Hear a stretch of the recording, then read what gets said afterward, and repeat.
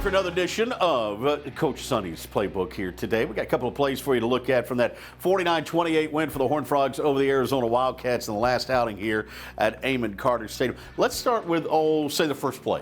You want to do that? Yeah. Arizona on offense from the 25-yard line, and the Frogs get a turnover to start with this interception. Yeah, Arizona took the ball and had to open a kickoff, kicked it out of the end zone, and here's the first play of the game. And they were going to run a wheel route to the really good receiver. Going to play him in the slot here and run an outside release here, run him on a go, and then run him in behind. And I happened to be standing right there, saw the play playing out, thought the quarterback was going to throw him a little bit more to the sideline. Looked like they were going to get off to a great start. Bud Clark reads it incredibly well, breaks all the way from the hash right here and makes a heck of a play on the football, and great way for us to start the game, get an interception right there first play. Good body control by Bud Clark, too, to get a foot down. Yeah. Really nice play by Bud. And Bud's one of those guys who's got great ball skills, does a great job playing the football.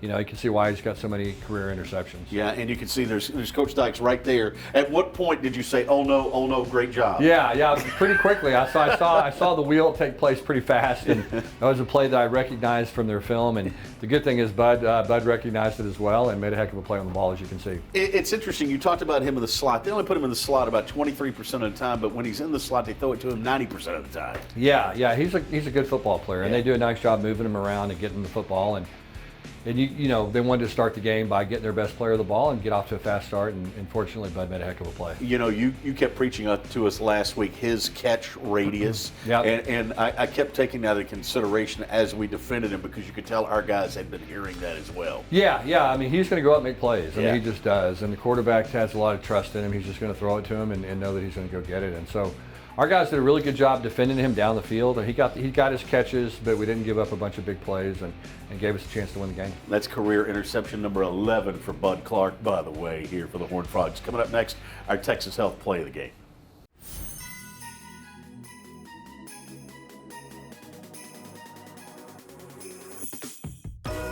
Get this low-mileage lease on this 2024 Cadillac Lyriq all-wheel drive Luxury One for around $599 per month.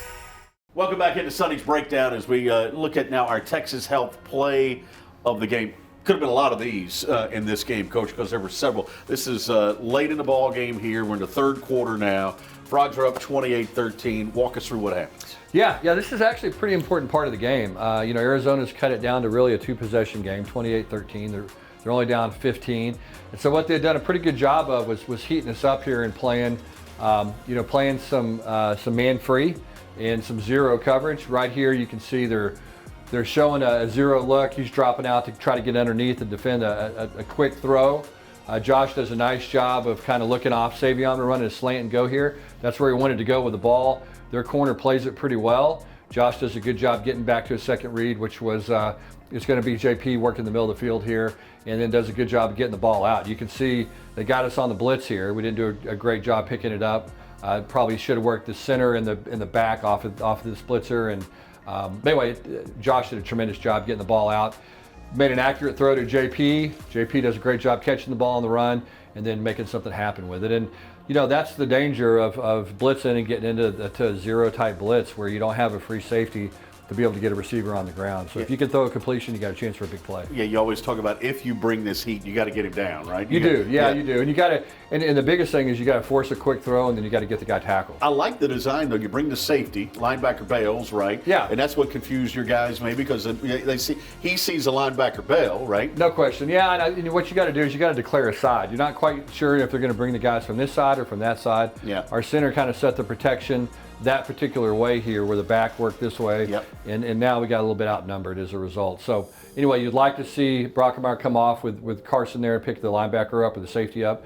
But a good design.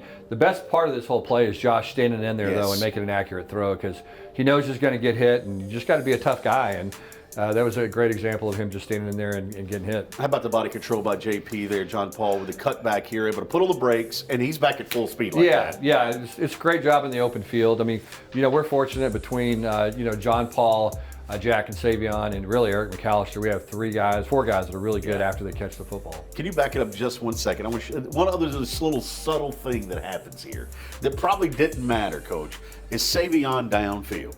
After he sees his throw to JP, Savion on the left-hand side has his guy locked up. Look, Yeah, that yeah. guy's not going to make the play. Yeah, great job of just getting in his way. And really, Yeah. all he's got to do here is just kind of shield him off a little bit. And then, believe it or not, this was John Paul's first receiving touchdown of the year. So I Yes. know he was excited about getting in the end zone. With good reason. But that play by say that just little stuff like that matters, because how many times do you see a guy just watch? Yeah, for sure. And if he doesn't play hard through that snap, the corner will fall off and end up making a play on John Paul, and he won't score a touchdown. And then at that point, you know how it is. Anything can happen. Yeah. All right, Cincinnati coming up on Saturday night. That's a 5 o'clock Central kick at Nippert Stadium. Always a tough place to play. They'll be fired up because they got to get that win to be bowl eligible, right? Got to bring your A game. Yeah, they do. I mean, it's a night game. They traditionally don't get many of those, and it's a big deal when they get them. Obviously, senior day, and then as you said, they're playing for bowl eligibility. So we're going to face a team that's highly motivated and excited to play, and a good Cincinnati football team. Yeah, Soares was a good quarterback. Hoover's a good quarterback. The last time these two teams met, it was Gino Gaduli versus Brandon Hassel. Okay. So in, Yeah. 2004. I remember those guys. Exactly. They were both pretty good players. They were. Yeah. All right, that's going to do it for this edition of Sonny's Breakdown. See you back here next week with another edition. Have yourself a great weekend.